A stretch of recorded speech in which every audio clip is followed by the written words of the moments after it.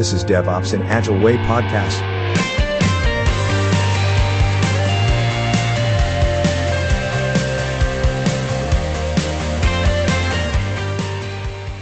Well, hello there. Surprise, surprise. I just start second podcast in 1 month. Why? Well, because I can, right? The first one, Last Week in IT, is dedicated to something else. Together with my friends, we talk about different aspects related to IT, but through human perspective, right? This one is about DevOps, clouds, mainly AWS, CI/CD, and so on, so on. But I don't want to focus only on that. I want this podcast to be useful, informational, so at the beginning I ask you for your support. Raise topics which you wish to hear, and I'll be happy to provide my opinion about that, because I have opinion about many things, and I'll be happy to learn new things if the topic will be not familiar to me. What more? I plan to invite a lot of interesting guests to this podcast to talk with them about many aspects of IT and their journeys. I hope it will be very enjoyable and informative to you. First topic which I want to touch and explore deeper is quite recent, breaking news in the industry about serverless. Maybe you are even a little bit bored by this already, but I still think that there are many aspects of this which should be said, right? But before I will go to the details, I know very well that not all of you know what serverless is and what are the limitations of the solutions. So let me give you enough, let's call it enough insights into it. So serverless is one of the models which we know something as a service, right? We have a few of them. I will do the episode about it, so stay tuned. And serverless belongs to the category software as a service. Sometimes we refer to this specific approach as function as a service. In short, we are responsible only for code delivered to the platform, and the rest, at least in the theory, is considered as a vendor responsibility. So serverless is a cloud-native compute model in which we deliver the code to the vendor, and the vendor is responsible to manage it and run it, right? All runtime aspects like scalability, execution, etc. is managed by the vendor, like AWS in case of Lambdas. Three important aspects of serverless which I would like to be sure that you are aware of. Let's take as an example AWS, right? Lambda is a compute service, serverless compute service. It allows us to run code. I said that. But it is not the single serverless service. We have serverless API, serverless databases, serverless queues, orchestrators, etc., etc., etc. So simply speaking, we have the whole serverless ecosystem in our disposal. And yes, I will do the episode about that. Second aspect. Well, there is no magic, right? There are servers in serverless, but those servers are completely hidden. We don't know nothing about this part of the infrastructure, right? Third element, which has a huge impact on the application architecture, is the fact that this compute model is stateless. It means that when the runtime is finished, the state and the data of all the processes vanished, right? And let's stop here with that. So serverless has its limitations. It's obvious, I believe, right? And some of these limitations are playing important role in this story. The first one, the one which is not relevant for us today, however, is called cold start. I don't want to get deeper into this. Enough to say cold start is the time between the call of the request to the function and actual execution of the main part of the code. Another limitation comes from the biggest advantage. Well, yeah, that is the truth. Serverless is considered as pay-as-you-go model, right? In other words, you use it, you pay for it. You don't use it, well, you don't pay. All serverless resources are created when called. We can say they are kind of ephemeral, but this leads to the issue, because serverless has specific billing model. And yes, again, there will be an episode about that. And the problem is that if you design your serverless architecture in the wrong way, or your application has very high usage, you will pay. Oh, you will, right? So we need to remember about that. And the final limitation for now, which also plays the role in the story here, is the limit for concurrent executions. So serverless functions are acting in the specific way. Let me explain it shortly. One request sent to the application is consumed by one instance of Lambda function, because we talk about AWS, so Lambda, I'm saying about Lambda, right? But it works that way everywhere. This means that if two requests are sent in exactly the same time, let's simplify it and say in exactly the same time, it means that two instances of Lambda functions must be created, fired, right? And the default limit for the concurrent execution is set to 1000 for the region. Of course, you can change this limit, but still there always is a limit, right? Okay, we know what serverless is and what issues we can have with it. So it is time to jump into our main story for today. So you should know that I am not biased person, right? And yes, I am big fan of serverless. Yes, I am AWS community builder in serverless area. And yes, I really enjoy working with serverless approach. But I don't think that, serverless is one and only solution in the world, right? So I have the opportunity and pleasure to build fantastic solutions with serverless for clients and for myself as well. But I will never say serverless only, right? So I believe my opinion is quite objective here. I hope I am right. So what it is about, the article was published, right?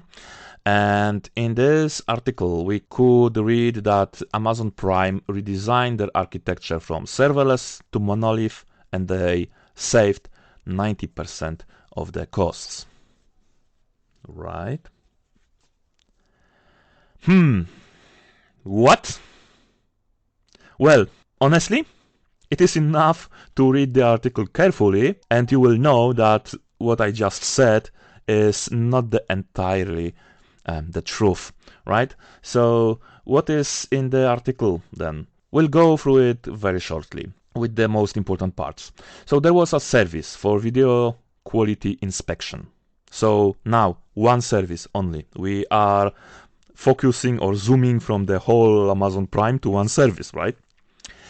The service used AWS step functions which orchestrate distributed components. Looking on the diagram presented in the article, well, I would say that pretty standard architecture. Author mentioned that the service consists of three main components, and then scale came in unexpected size, and that was the first issue, right? So they didn't design the service for that kind of scale. At this point, the team re-architected the solution. In the end, they landed with monolithic application consisting all of those three elements used before, right? And here the beast awakens, right? Internet started to be flooded by "I told you" and "serverless is crap," "microservices are crap," and even I heard that "cloud is crap," right? And I mean, come on, right? Why? Because one organization changed one service from serverless to monolith. I mean, come on, right? But let's not stay here. Let's have some arguments. So what we will do now, we will go through some aspects here. Some of them are even mentioned by the author of this article. By the way, the article will be linked in the description of this podcast, so you can read it. So first, serverless allowed them to start quickly and effectively. So this is an enormously big value for the organizations, right? They were able to deliver something to the market and check how it responds to their business needs quickly, almost immediately, right? And in my opinion, this is really unquestionable power of serverless solutions, and no one is able to convince me other way.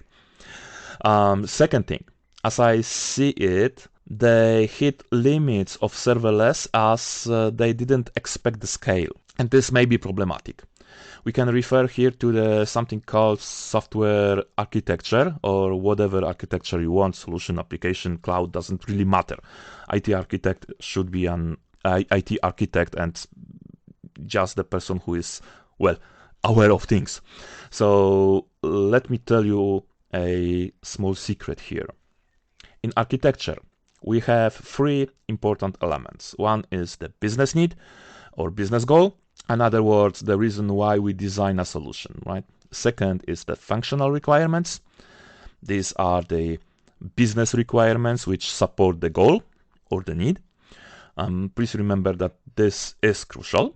And finally, as the third element of this trio, we have non-functional requirements or quality attributes, as the new definition describes it. This determines how we build our service.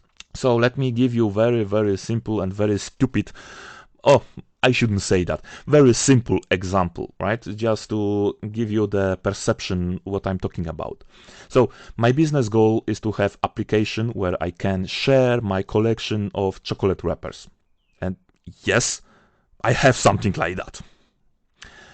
So I want to share it with the interested people around the world. For the functional requirement, I can say something like, my collection needs to be presented with different selections, with different data about each wrapper. Information must be shown into the web page. People can comment, and I want to have like a exchange room where people will search and exchange their wrappers if they wish. Users need to be able to log in with username and password or their, for example, Facebook account. Now, I simplified it, right? I don't want to go very crazy into details, but this is the part which defined what is my, let's say, support for my business goal, right? And finally, we have non-functional requirements. These are the elements which describe the properties or behavior of the service, right? So latency, scalability, security, downtimes, and so on and so on. Generally, we tend to say that non-functional requirements are all those ETS in IT world. So to conclude this part, business goal says why we want to do something, functional requirements says what we want to have, and quality attributes will tell us how it should be done, right?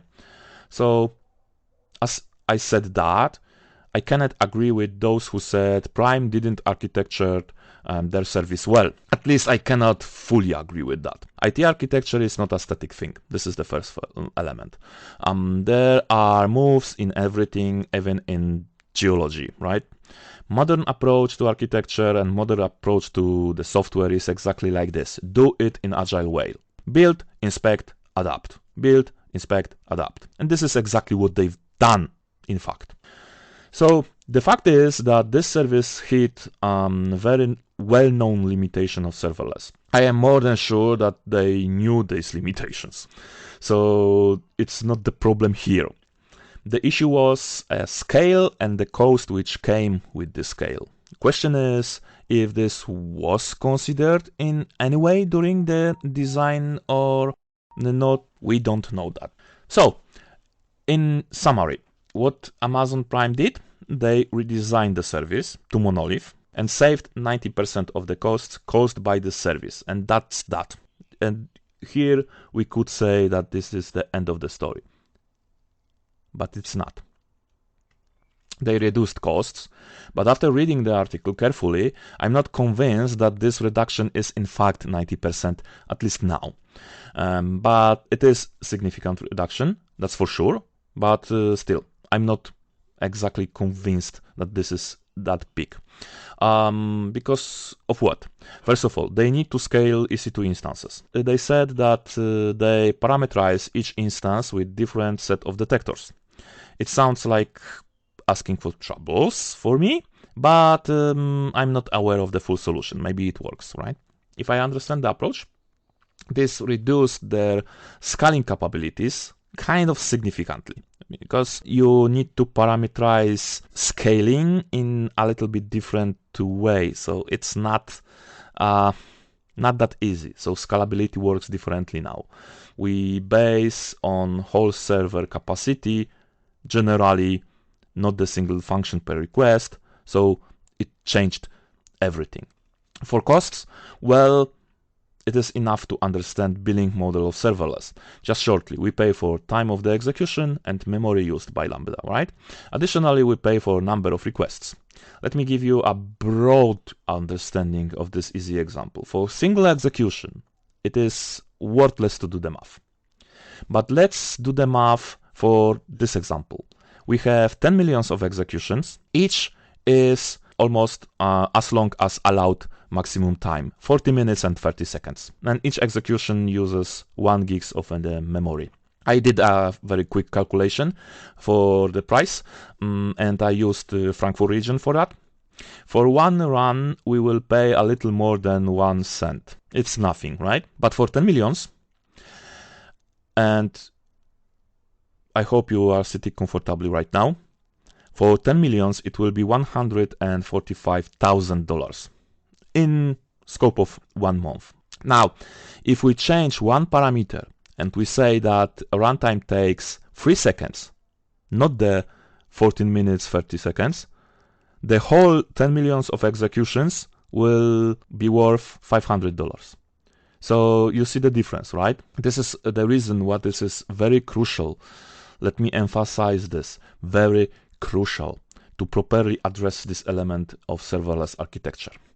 Now, let's suppose this 145,000 and 10 million of requests is counted by month. This gives me $200 for each hour.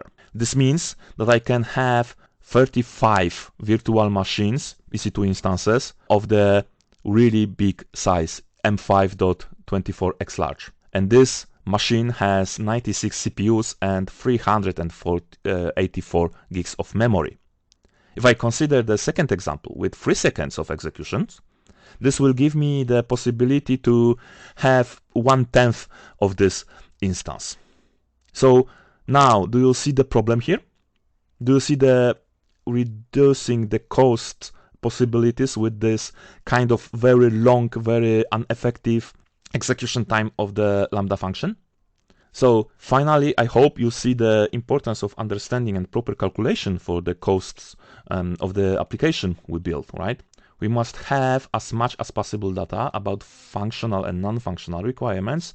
And honestly, this is only the beginning of the journey, because we need to revisit them and make the adjustment in the continuous way. So yeah, nothing more about it. No hidden drama, no conspiracy revealed, really, no serverless crisis, right?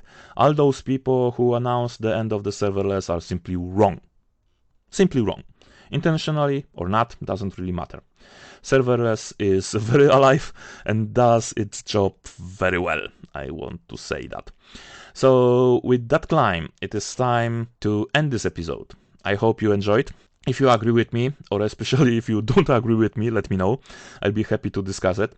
Let me know what is your opinion. I'm really looking forward to see your comments for this episode.